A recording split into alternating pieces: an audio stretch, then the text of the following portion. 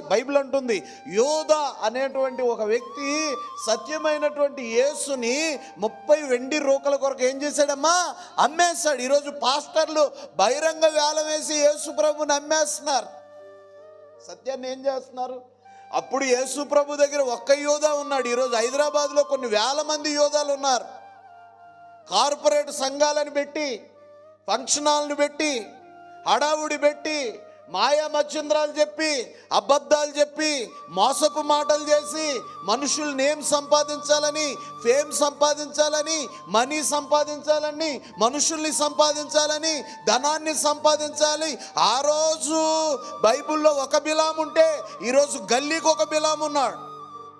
ఆ రోజు ఒక యోధా ఉంటే ఈరోజు గల్లీకి 10 మంది యోధాలు ఉన్నారు.